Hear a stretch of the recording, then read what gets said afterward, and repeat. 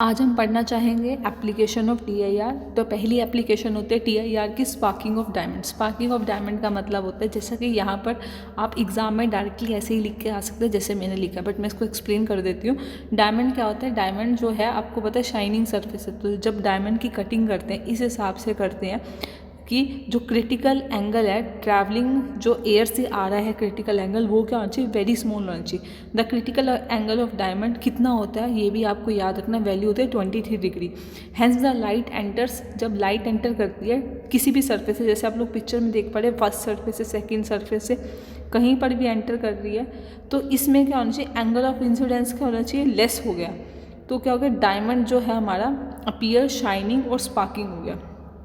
Second इसकी application है optical fibre. Optical fibre आप लोगों को पता है कि ये थिन फाइबर से बनाया जाता है, क्वार्ट्ज और ग्लास की। अब जो थिन फाइबर से बनाया गया इसको क्वार्ट्ज से कोट करा गया जिसका रिफ्लेक्टिव इंडेक्स जो है लेसर होता है as compare to outer surface से। और ये क्या हो गया? अंडरगो जाता है मल्टीपल रिफ्लेक्शन से, ठीक है। और इसको इस तरीके से बनाया जाता है। आजकल के टाइम में जितने भी हमारे कम्युनिकेशन सिग्नल्स हैं जिसके थ्रू हम कम्युनिकेट कर पा रहे हैं वो किसके थ्रू होता है? ऑप्टिकल फाइबर के थ्रू। पहले क्या होता था? वायर्स के थ्रू आता था। जब वायर्स के थ्रू आता था तो सिग्नल के लॉस के चांसेस ज़्यादा थे। जब वैसे आ रहा है तो सिग्नल के लॉस के चांसेस कम है। अब मिराज की क्या एप्लीकेशन है? जैसे कि हमें गर्मियों के दिनों में जैसे हम हाईवे वगैरह में जाते हैं या डेजर्ट्स एरिया में जाते हैं तो हमें ना ऐसा लगता है थोड़े डिस्टेंस में वाटर है। जब हम पास जाते हैं हमें लगता है, एक्चुअल में पता चलता है कि पानी नहीं था। तो ये किसकी एप्लीकेशन है? मिराज फॉर्मेशन की। इसमें क्या होता है? देखो, जैसे एक चीज़ हमको पता है कि जो वार्म एयर है वो क्या होती है? लाइटर होती है। जो कोल्ड एयर है वो क्या होती है? डेंसर होती है।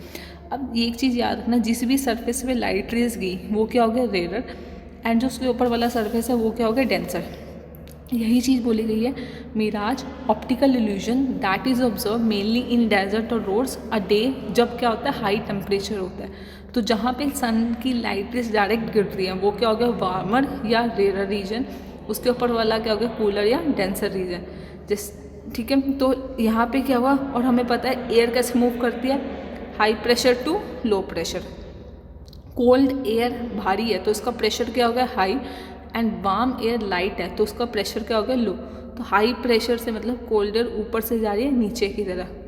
मीडियम चेंज हो रहा है, एक मीडियम से दूसरे मीडियम में रिफ्रैक्ट बैक होके कहाँ गई? नीचे। जो पेड़ सीधा था हमें उसको क्या नज़र आ रही है? उल्टी नज़र आ रही है। तो ये किसकी फॉर्मेशन है? मिराज की। Thank you so much.